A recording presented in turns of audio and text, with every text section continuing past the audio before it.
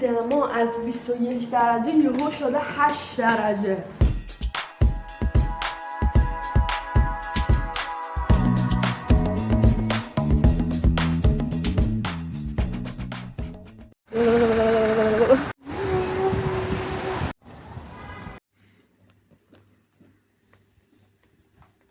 بیرون رفتن با بچه شکلیه. وقتی یادت رفته رو کش بچه رو بیاری نگاه کنید چه ابتکاری به خرج دادن. سرده، خیلی سرده. به نظرتون کیک داره اون کیک که ما میخوایم؟ وزیر اولو. بله رسیدیم و داره. به بچه کوچیک هم هست.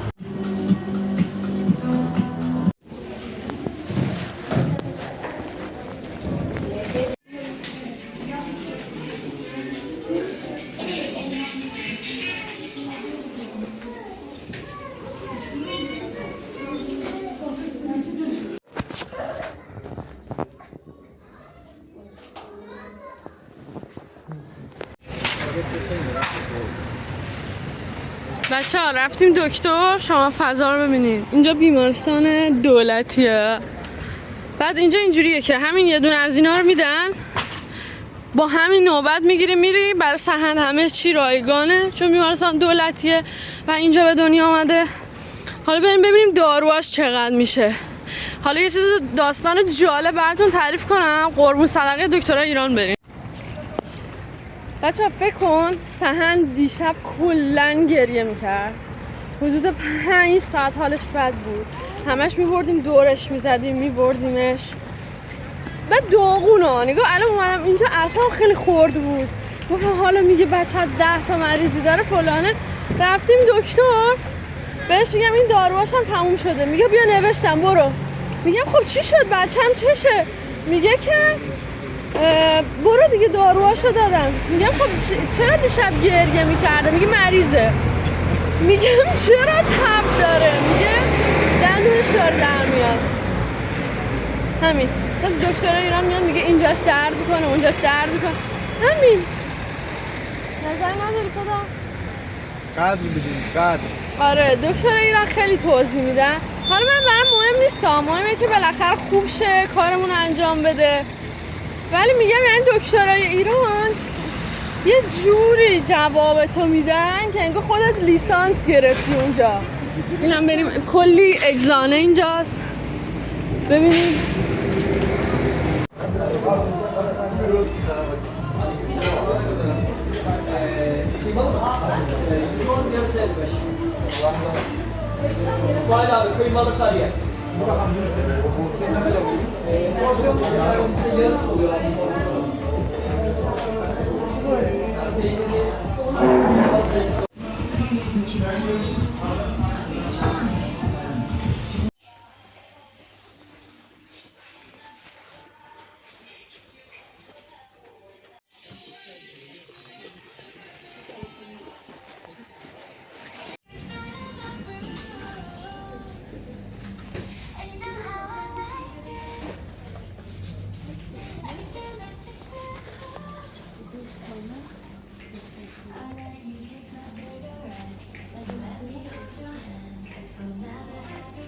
بچه ها دارو رو ببین چه باحاله.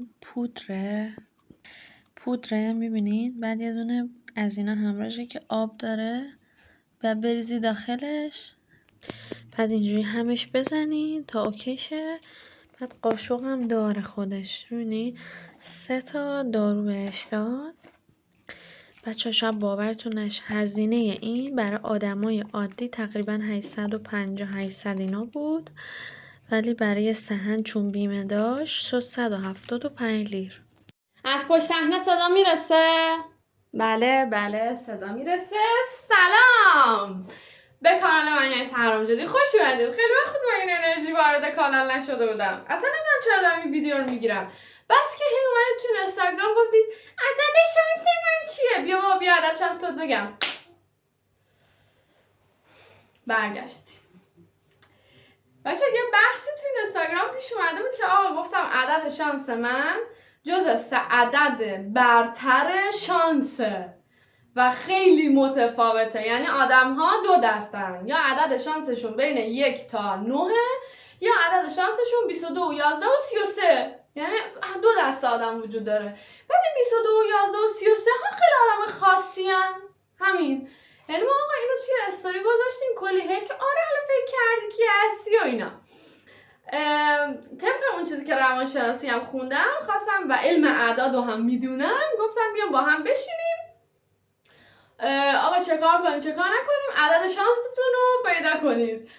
و من روش در آوردن عدد شانس رو بهتون میگم و شما عدد شانستون رو توی کامنت ها بگید، من تا حالتون رو بهتون میگم. خیلی هم خفنه، خیلی هم حاله.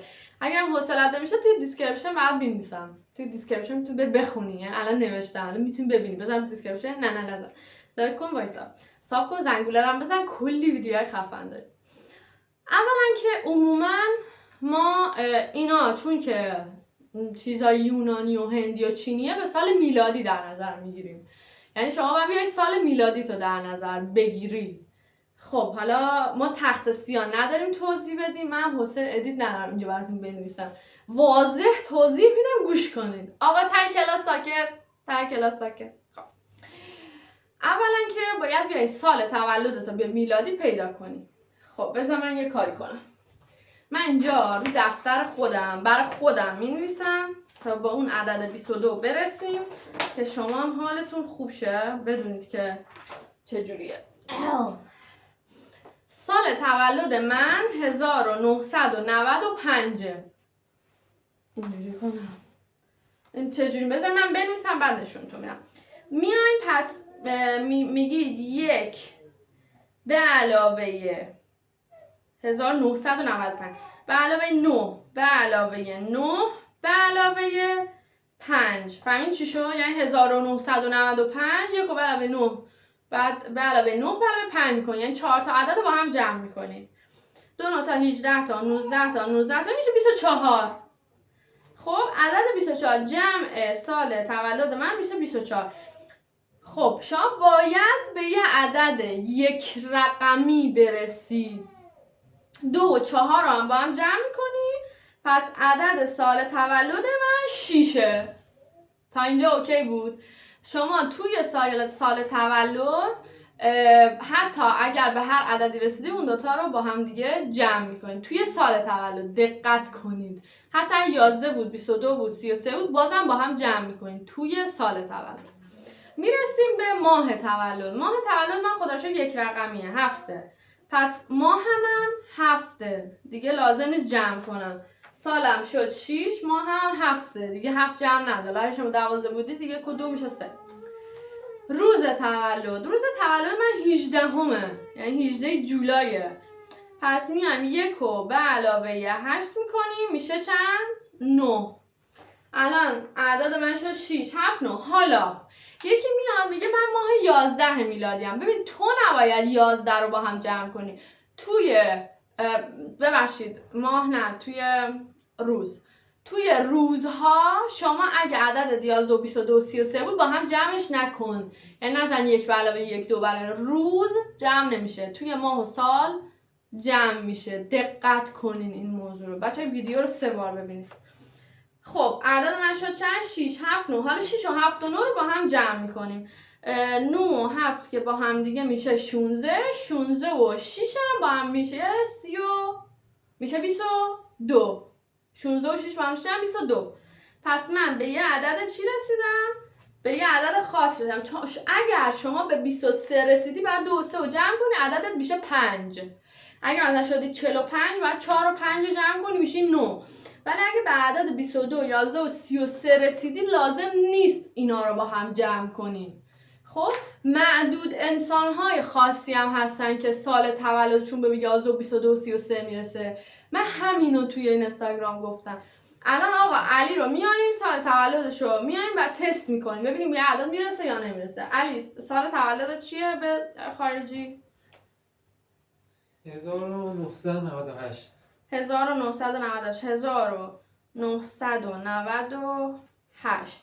خب 8 و 9 17. خب 9 و 1 هم 10. پس سالشون میشه 27. 2 و 7 هم میشه 9.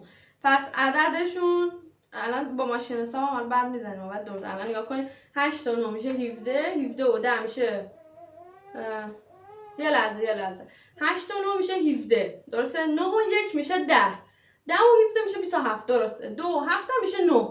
پس سالش 9. ماه چیه؟ 3 دوی. پس دیگه اون جمع هم نداره. 2 روزت چیه؟ 28م.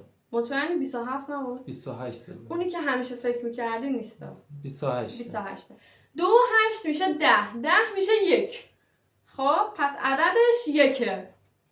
9 و 2 میشه 11 11 و 1 12. عددش 12 در اومد. 12 1 و 2 3. عدد شانسش 3. یعنی ایشون طالبینی عدد شانسش 3. خب حالا برای امید تست میکنیم. من دارم براتون 2 تا تست میزنم. امیدم مثل من 1995 به دنیا اومده. پس میشه 6 برای سالش. ماهش که 1. روزش هم 23. 2 و 3 میشه 5. خب 6 و 1 میشه 7. 7 و 5 میشه چند؟ 12. 12 1 و 2 3. الان مال امیدم 3. چقدر جالب. یعنی امید و علی عدد شانسشون 1. پس دید الان ما 3 نفر توی خونه ایم جمع کردیم. هیچ کدوم از آدم ها عددشون به 11 و 22 و 33 نخورد. مال سهند رو هم براتون تست میکنم که مطمئن بشید که اینا واقعا اونا آدمای خوششانسی هن. مال سهند رو تا حالا تست نکردم. سهند 2024 به دنیا اومده. خب سالش میشه 8. ماه مارس به دنیا اومده. ماه 3. بعد روزش هم 26. 2 و 6 میشه 8. چقدر سن جالبه. 8 تا 3 8. 2 8 تا 16 تا 16 و 3 19. 19 و 19 که خودش میشه چیز 9 و 1 میشه 10. عدد شانسش 1. عدد شانس سهندم 1. پس دیدید 4 نفر توی خونه عدد شانسشون هیچ کدومشون 11 و 22 و 33 نشد. پس اون موضوعی که توی اینستاگرام توضیح دادیم اینجوریه. حالا توی دیسکریپشن نوشتم که عدد شانستون چه معنایی داره و شما چجوری هستین. اگر هم خواستید حوصلتون نشد دیسکریپشن رو بخونین عدد شانستون رو برام کامنت کنین. من کاملا براتون توضیح میدم. امیدوارم که کاملا واضح باشه. نبود مشکل توضیحمو توی کامنت ها بنویسید. یه شورت ویدیو میذارم مشکل رو حلش میکنیم. حالا همیشه هم که شما خاص باشی دلیل بر خوب بودن نیست. اینم بگم بهتون. چیز دیگه نمونده بود بگم در مورد کامنت های اخیرتون. بعضی کامنت ها اصلا بد خورد میکنم.